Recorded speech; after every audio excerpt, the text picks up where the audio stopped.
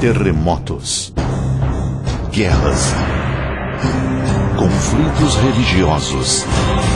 Para onde caminha a humanidade? Existem respostas. Está no ar o Amanhã Hoje.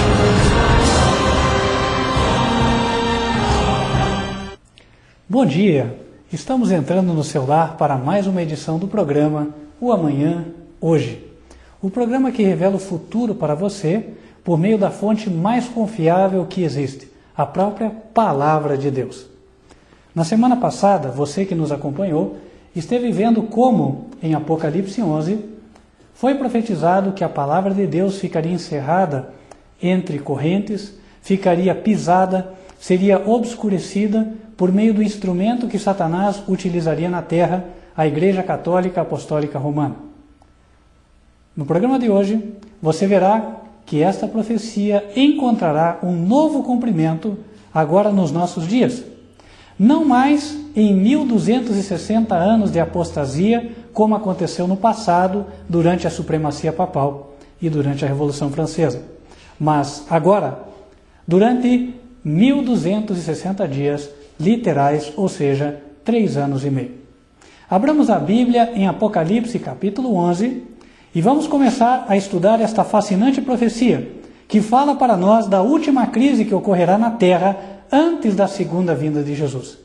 Esta crise envolverá a todos, a você e a mim, se estivermos vivos nos próximos anos. A mensagem de Apocalipse 11 interessa a todos nós. Ela nos leva a uma decisão. A decisão que tomarmos vai decidir o nosso destino para sempre. Não apenas por 80 anos de vida, mas pela vida eterna. Acompanhe, portanto, a leitura em Apocalipse capítulo 11, verso 3. E darei poder às minhas 2 testemunhas, e profetizarão por 1260 dias vestidas de saco. Estas são as 2 oliveiras e os 2 castiçais que estão diante do Deus da terra. Na semana passada, nós vimos que o símbolo das 2 testemunhas se cumpriu no passado, sendo o Antigo e o Novo Testamento, os 2 tomos da Palavra de Deus. No tempo do fim, aquilo que os 2 tomos revelam será agora o cumprimento das 2 testemunhas. A Palavra de Deus coloca que existem 2 coisas que eram chamadas de testemunho. Abramos a Bíblia no livro de Êxodo, capítulo 31, verso 18. E deu a Moisés, quando acabou de falar com ele no Sinai, as 2 tábuas do testemunho, tábuas de pedra escritas pelo dedo de Deus. Deus deu para Moisés as 2 tábuas de pedra, nas quais estavam escritos os 10 mandamentos da lei. E ali é dito que estas tábuas são as 2 tábuas do testemunho. 2 testemunhas. No livro de Apocalipse, capítulo 11, Deus fala de 2 testemunhas. As 2 tábuas do testemunho serão, no futuro, as 2 testemunhas que darão cumprimento a esta profecia. Como podemos dizer isso com tanta certeza? Iremos confirmar por meio dos símbolos apresentados aqui neste capítulo. Primeiro, os símbolos do verso 4, o qual já lemos com você. Aqui é dito que as 2 testemunhas são os 2 candeeiros que estão diante do Senhor de toda a terra. A palavra de Deus, no livro de Salmos, capítulo 119, e no verso 105, ela nos diz: Lâmpada para os meus pés é a tua palavra e luz para o meu caminho. Toda a Bíblia é a palavra de Deus. Isto porque os homens que a escreveram foram inspirados por Deus. Mas mais do que qualquer outra parte da Escritura, aquilo que está escrito nas 2 tábuas consiste-se na palavra de Deus. Isto porque Deus não reservou a nenhum homem a obra de escrever naquelas tábuas. O próprio Deus, com o seu dedo, escreveu naquelas 2 tábuas de rocha. E a palavra de Deus em Apocalipse, capítulo 11, diz que as duas testemunhas são os candeeiros. Assim sendo, as tábuas da lei são também os candeeiros e cumprem o símbolo de Apocalipse, capítulo 11. Cristo também cumpre o símbolo das duas testemunhas de Apocalipse 11. Nós sabemos que a Bíblia apresenta Cristo como a rocha da nossa salvação. E as tábuas eram tábuas de pedra, mostrando que a lei, ela é apresentada e é entendida pelo homem quando ela é vista na pessoa de Cristo. As duas testemunhas são, portanto, no tempo do fim, as duas tábuas da lei de Deus e são também o nosso Salvador. Em Apocalipse 11, no verso 5, nós lemos: se alguém lhes quiser fazer mal, se alguém quiser fazer mal às testemunhas, fogo sairá da sua boca e devorará os seus inimigos. E se alguém lhes quiser fazer mal, importa que assim seja morto. Se alguém quiser fazer mal à lei de Deus, retirar algo da lei ou mudar algum mandamento, aqui é dito que este alguém deverá ser morto. É muito importante darmos atenção a essas palavras. Isso porque existem igrejas, e notadamente a Igreja Católica Apostólica Romana, na pessoa do seu líder, o Papa, que tem dito que os homens têm sim autoridade para mudar a palavra de Deus. Todavia, Deus, no livro de Apocalipse, ele afirma que aquele que mudar deve ser morto. E isto se cumpre conforme está escrito com detalhes em Apocalipse capítulo 22, versos 18 e 19. Acompanhe conosco a leitura. Porque eu testifico a todo aquele que ouvir as palavras da profecia deste livro, que, se alguém lhes acrescentar alguma coisa, Deus fará vir sobre ele as pragas que estão escritas neste livro. Se alguém acrescentar no quarto mandamento aquele texto que se encontra no catecismo dizendo guardar domingos e festas, eu lhe acrescentarei as pragas que estão escritas neste livro, é o que o Senhor diz. E o verso 19 acrescenta: e se alguém tirar quaisquer palavras do livro desta profecia, Deus tirará a sua parte da árvore da vida e da cidade santa que estão escritas neste livro. Se alguém retirar a obrigatoriedade do quarto mandamento, o do sábado, dizendo que ele caiu na cruz, ou dizendo que a lei não está mais em vigor, ou dizendo que o Antigo Testamento não é válido, o Senhor aqui diz: eu também tirarei a sua parte da árvore da vida. Cuidado, amigo telespectador. Satanás usa muitos meios e muitas pessoas para te enganar. O objetivo dele é te levar para a morte eterna, mas Deus quer te levar para a salvação e para a vida eterna. É por esta razão que neste programa a palavra de Deus é pregada sem rodeios. Aqui não valem as opiniões do homem, vale a palavra de Deus. Assim como foi nos dias de Lutero, hoje ainda, a Bíblia, e unicamente a Bíblia, continua sendo a única regra de fé e prática e única base para uma verdadeira reforma de vida. Isso associado a qualquer ser humano. Voltamos a Apocalipse, capítulo 11. E agora vamos avançar na leitura no verso 6. Estas, está falando das duas testemunhas, estas têm poder para fechar o céu, para que não chova nos dias da sua profecia, e têm poder sobre as águas para convertê-las em sangue e para ferir a terra com toda a sorte de pragas, quantas vezes quiserem. O que isto significa? Como pode ser que a lei de Deus tenha autoridade sobre as pragas para ferir a terra? Primeiramente, não nos esqueçamos que as duas testemunhas, além de representarem as duas tábuas da lei, representam a Cristo. E Cristo falou aos discípulos após ressuscitar: toda autoridade me é dada no céu e na terra. E a palavra de Deus também afirma que os transgressores da lei de Deus terão de sofrer as pragas. Vamos abrir conosco o texto de Deuteronômio, capítulo 28, versos 58 até 61. Se não tiveres cuidado de guardar todas as palavras desta lei que estão escritas neste livro, para temeres este nome glorioso e terrível, o Senhor teu Deus. Então o Senhor fará maravilhosas as tuas pragas e as pragas de tua semente, grandes e duradouras pragas e enfermidades más e duradouras. E fará tornar sobre ti os males do Egito, de que tu tiveste temor, e se apegarão a ti. Também o Senhor fará vir sobre ti toda enfermidade e toda praga que não está escrita no livro desta lei, até que seja destruído. Os homens não podem impunemente transgredir a lei de Deus e ensinar as pessoas a transgredir os mandamentos. A palavra de Deus é clara em dizer que a sorte dos transgressores, caso não se arrependa, é as pragas. Agora, significaria isto que Deus age punindo e está desejoso de punir aqueles que não o obedecem?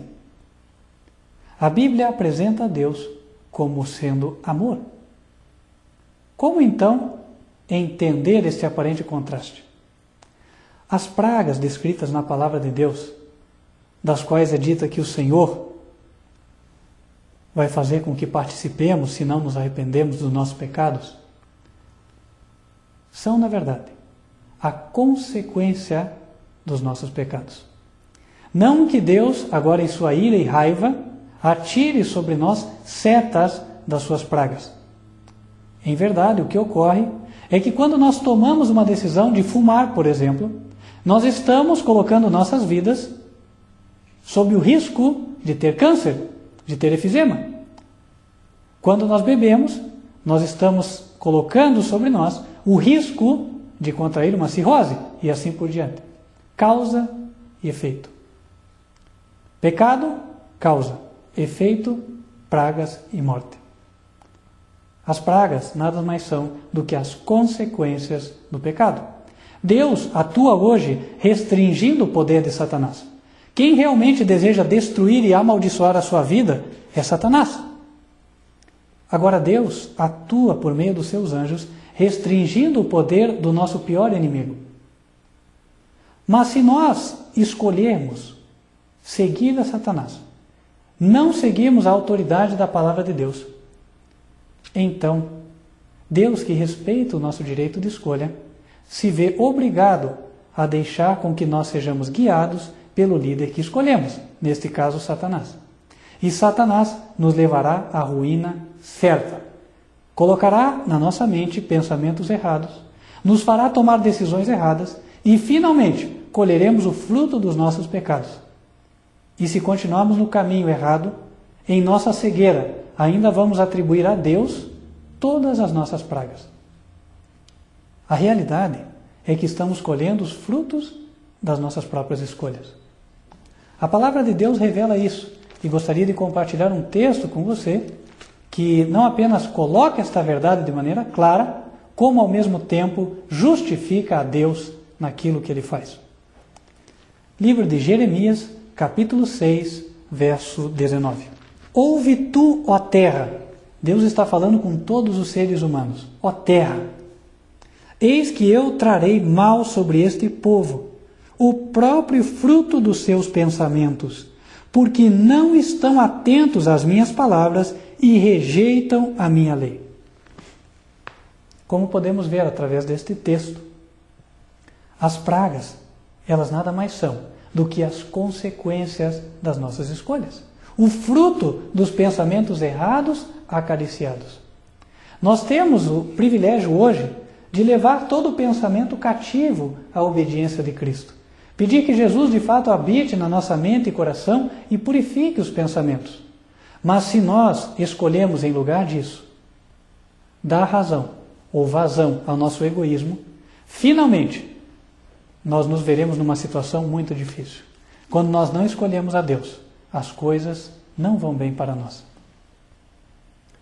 Quando a Bíblia diz que as duas testemunhas têm poder sobre as pragas, o que ela está nos dizendo é exatamente o fato de que, por não escolher obedecer à lei de Deus, acabaremos tendo que sofrer situações muito complicadas. Situações realmente que não precisaríamos passar por elas se obedecêssemos a Deus.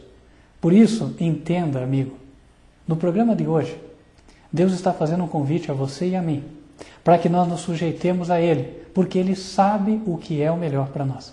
Ele não deseja que soframos, e é por esta razão que Ele manda esta mensagem. Nós não precisamos ter medo do Apocalipse.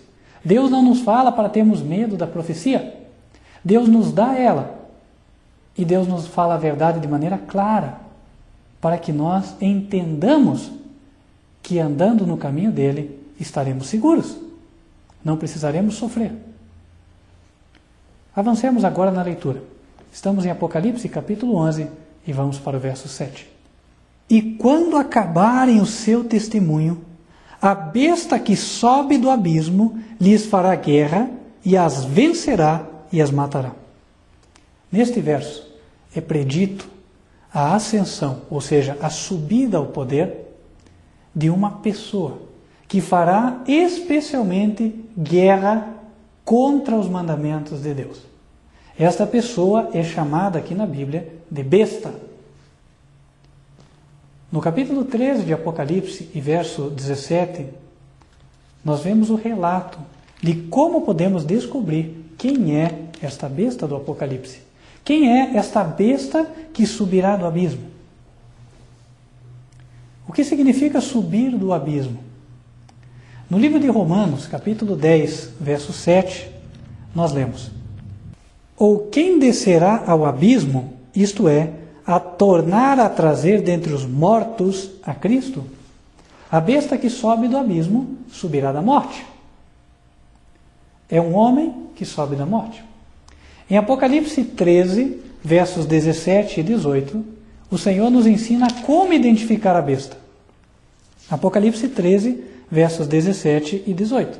Para que ninguém possa comprar ou vender, senão aquele que tiver o sinal, ou o nome da besta, ou o número do seu nome. Aqui há sabedoria. Aquele que tem entendimento, calcule o número da besta, porque é número de homem. E o seu número é 666. A Bíblia diz que a besta possui um número. O número é o número do seu nome. Nós devemos buscar no nome da besta o seu número. E aqui é dito que a soma, quando nós fazemos o cálculo, a soma das letras, ela deve dar 666. Existem pessoas que tentam aplicar a besta como sendo uma mulher, mas a Bíblia diz que é um homem. E a Bíblia diz que deve-se calcular a partir de um número. Muitos pensam que o número da besta vem da internet, o www, ou vem pelo chip, ou vem pelo gigante de Bruxelas, o computador. Mas nós vemos que, em realidade, não pode vir por nada destas coisas. Isto porque a besta é um homem.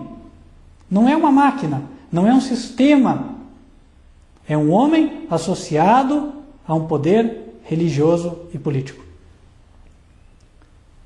Este homem, nós já estudamos em alguns programas passados quem ele é com detalhes. Mas nós vamos apresentar agora na tela para você o nome deste homem, o homem que subirá da morte. E isto pode ser surpreendente para você. É um homem muito amado e querido pela humanidade no dia de hoje. É um homem que muitos sempre viram como propagador da paz.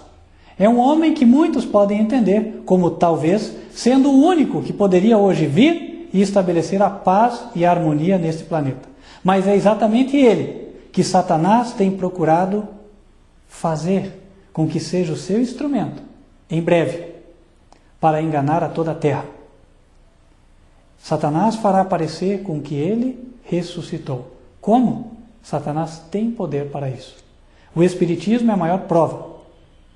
No centro espírita, os mortos aparecem. E a Bíblia fala que os mortos nada sabem. Assim podemos entender que o que aparece no centro espírita são demônios em forma de pessoas. E um demônio aparecerá na forma deste grande personagem, este personagem que a humanidade admira. Acompanhe conosco agora na tela o nome desta pessoa e a soma. Johannes Paulus Papa II. Na primeira palavra, Johannes, nós vemos que a letra I Em algarismos romanos, vale 1. Este nome está em latim. E na língua do latim, as letras valem números. Ou seja, nós não estamos forçando uma situação para conseguir fazer o cálculo. De fato, as letras nesta língua, neste idioma, valem números. De Iohannes, I é igual a 1. O não vale nada. H e A não valem nada. Nem N, nem S e nem E. Desta palavra temos 1. Depois, Paulus. P não tem valor. A também não. O U é feito com a letra V no latim. E o V vale 5. Depois temos o L, que vale 50. Depois o U novamente, vale 5. E por fim o S, que não vale nada. Desta palavra nós temos 60. Depois temos a palavra Papa. E tanto as letras P quanto A da palavra Papa não têm valor numérico, portanto não acrescentam nada à soma. E por fim a palavra Secundo. O S e o E não têm valor numérico, mas o C vale 100. O V, que faz o som de U, vale 5. O N não vale nada. O D vale 500 e o O vale 0. Como você pode ver na tela, a soma dá exatamente 666. 666. Iohannes, Paulus, Papa, Segundo. Traduzindo para o português, João, Paulo, Papa, Segundo. Você agora vê na tela uma reportagem que saiu há pouco tempo atrás. Exatamente quando fazia 1 ano após a morte de João Paulo II, esta fogueira apresentou-se com a forma do ex-papa. Por quê? Por que este evento sobrenatural associado a este papa? Por que razão alguém teria interesse em divulgar isto? Uma fogueira no formato do papa, do ex-papa João Paulo II. Não seria porque Satanás, de fato, deseja que a humanidade não se esqueça deste personagem? Ele tem um objetivo especial com esta pessoa, com este personagem. E deseja por meio dele enganar a muitos. Este personagem, segundo o que diz Apocalipse capítulo 11, fará guerra contra as 2 testemunhas, derrubará a lei de Deus, fará com que a lei de Deus seja pisada aos pés. E é por isso que em linguagem simbólica, em Apocalipse 11, é dito que este Papa pelejará contra as 2 testemunhas, as vencerá e as matará. Este Papa, como todos os outros, colocará o domingo como dia de repouso em lugar do sábado. E o que acontecerá então? Em Apocalipse capítulo 11, agora no verso 8 é dito: E jazerá o seu corpo morto na praça da grande cidade que espiritualmente se chama Sodoma e Egito, onde o seu Senhor também foi crucificado. Esta grande cidade é a mesma grande cidade que aparece no capítulo 17. Você que está acompanhando já esta série do Amanhã Hoje e viu o programa sobre o 8º, o estudo sobre Apocalipse 17, viu que a grande cidade é a cidade onde se assenta a mulher chamada Babilônia, a Igreja Católica. E nós sabemos que a sede desta igreja está na cidade de Roma.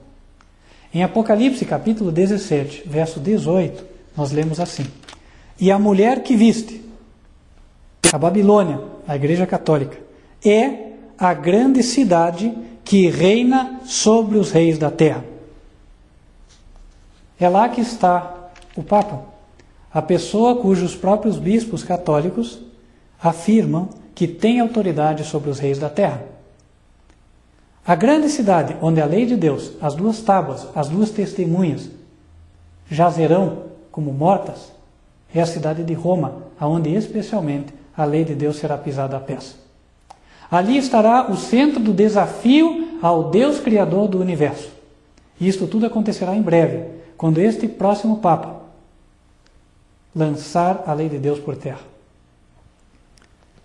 E Apocalipse 11 continua o relato no verso 9 dizendo: E homens de vários povos e tribos e línguas e nações verão seu corpo morto por 3 dias e meio, e não permitirão que o seu corpo morto seja posto em sepulcros.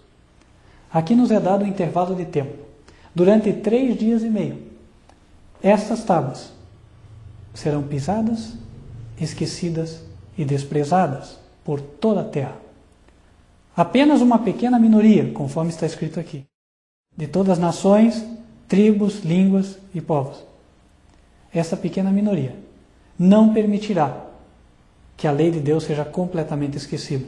Haverá um povo que guardará todos os mandamentos da lei de Deus e colocará para todas as pessoas da terra que a lei continua em vigor. Este conflito durará 3 dias e meio proféticos. A Bíblia, em Números, capítulo 14, verso 34, nos revela que cada dia, em profecia, também representa um ano. 3 dias e meio representam, portanto, 3 anos e meio. 3 anos e meio de um conflito terrível. O conflito será entre a obediência aos mandamentos e a desobediência. Qual será o desfecho? Apocalipse 11 nos revela. Verso 11. E depois daqueles 3 dias e meio, o Espírito de vida vindo de Deus entrou neles, e puseram-se sobre os pés, e caiu grande temor sobre os que os viram. E ouviram uma grande voz do céu que lhes dizia: subi cá. E subiram ao céu em uma nuvem, e os seus inimigos os viram. Ao final dos 3 dias e meio, as tábuas da lei subirão até o céu e serão apresentadas para que todas as pessoas possam ver qual é a verdadeira regra do governo de Deus. Todos poderão ver que os mandamentos nunca foram mudados. Este livro que vamos mostrar agora, este livro que já anunciamos em outros programas, A Grande Controvérsia, nos relata com uma riqueza de detalhes em uma narrativa este momento glorioso, no qual, após 3 anos de apostasia, 3 anos e meio de apostasia, Deus vindicará a sua lei desprezada. Acompanhe na tela a leitura. Aparece então recortada contra o céu uma mão segurando 2 tábuas de pedra dobradas uma sobre a outra. Diz o profeta: os céus anunciarão a sua justiça, pois Deus mesmo é o juiz. Salmo 50, verso 6. Aquela santa lei, a justiça de Deus, que em meio a trovões e labaredas foi proclamada do Sinai como guia de vida, é agora revelada aos homens como a regra do juízo. A mão abre as tábuas, e assim são mostrados os preceitos do decálogo, traçados como que com pena de fogo. As palavras são tão claras que todos podem lê-las. A memória é despertada. As trevas da superstição e heresia são varridas de cada mente, e os 10 mandamentos divinos, breves, compreensivos e autorizados, são apresentados à vista de todos os habitantes da terra. É impossível descrever o horror e desespero dos que tripudiaram sobre os santos mandamentos de Deus. Fechamos com o texto de Malaquias, capítulo 3, verso 18, que aparece no mesmo texto. Então vereis outra vez a diferença entre o justo e o ímpio, e o que serve a Deus e o que não o serve. Malaquias, capítulo 3, verso 18. Amigo telespectador, a escolha é sua. Diante de você está a obediência aos mandamentos de Deus ou a desobediência. Colocar-se como leal a Cristo, ao nosso Salvador e à sua palavra, ou ao inimigo da lei de Deus e inimigo do homem. Colocar-se ao lado daquele que quer te dar a salvação. Não porque não já tenha dado, mas porque ele deseja fazer com que você goste do céu, ou escolher o inimigo. A escolha está com você. Esperamos que você escolha o lado certo. Que Deus te abençoe.